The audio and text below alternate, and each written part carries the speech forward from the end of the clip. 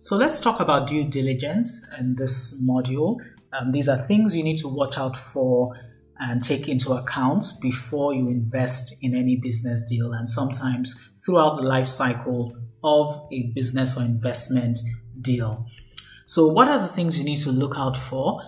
First of all, have an understanding of the product or service you're investing in. If you don't understand it, talk to an industry expert, ask questions, Google it, watch free YouTube videos, but you must have a pretty good understanding of the product or service you're investing in. Find out the required investment amount. What exactly are you supposed to invest, and over what time period? What's the minimum investment amount and what's the maximum investment amount, so that you can then plan towards that investment.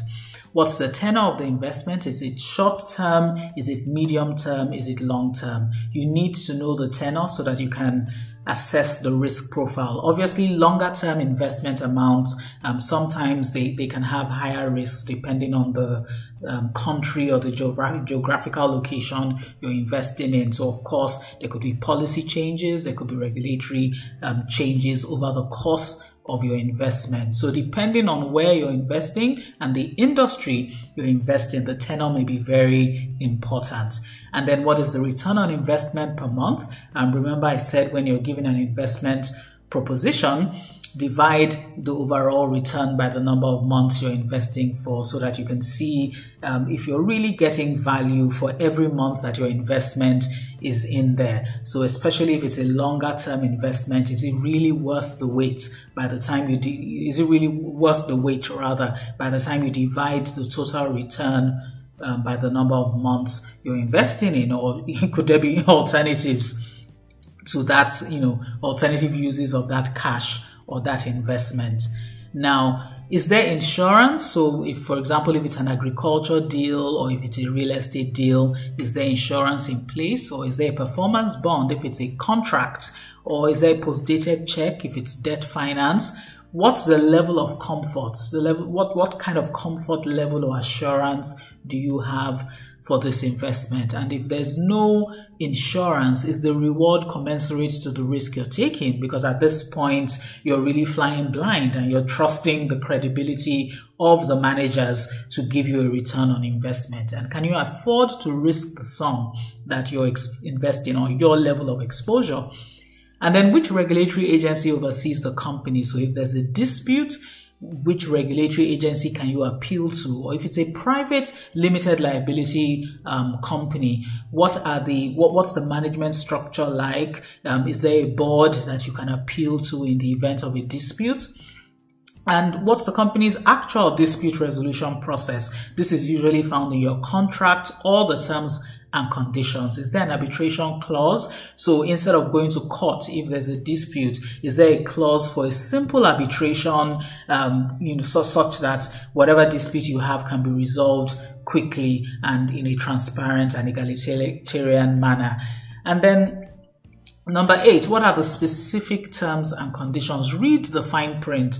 Don't be lazy. Read all the documentation. If you don't understand it, ask your lawyer to read it and to flag any items they're not comfortable with.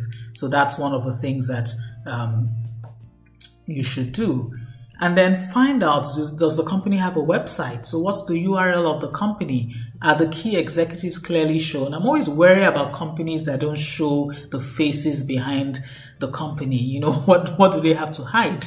Who are you really dealing with? Who is behind the company? Who is on the board? And do these people have credibility? Check them out on LinkedIn. Sometimes I even go as far as Nairaland to see what people are saying about the company or about the founders, just to get a sense of who I'm dealing with.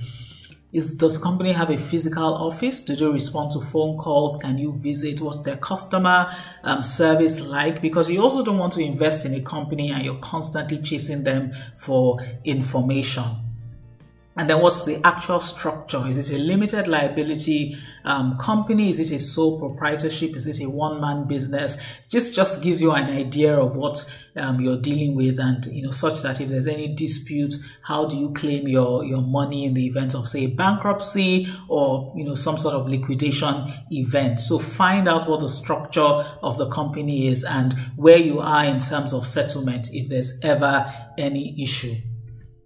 Is there more than one signatory to the bank account? Is there key man risk? So for example, is it the kind of company that if someone is not available to sign the check, all activities, grind to a halt?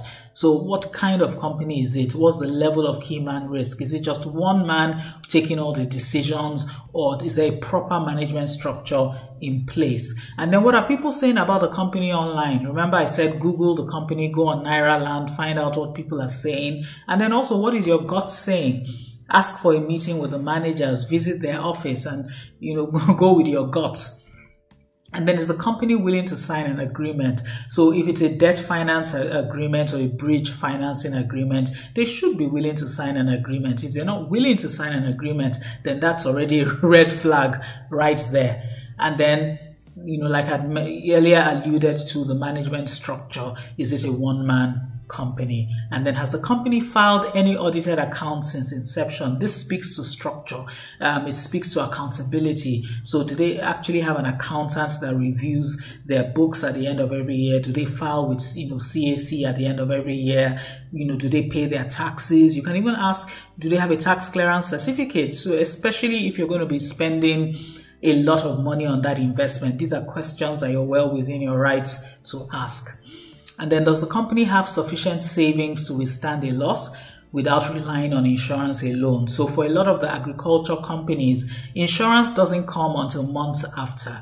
In some cases, after an assessment has been done, and then the insurance companies pay. So does the company even have a robust enough balance sheet such that, worst case scenario, if insurance doesn't come through, are you going to go away empty-handed, or are they able to plow back their profits or plow back some of their earnings to making good on some of those losses? And then, do the owners or managers have integrity? Do they have reputations to protect and a sense of shame? Because sometimes in a debt situation, some people, will just owe you for months or for years without having any sense of shame. So if you're dealing with, managers that have been involved in different scandals, one after the other, and they really don't care about their personal integrity or personal reputation, then that would be a very wrong company to invest in.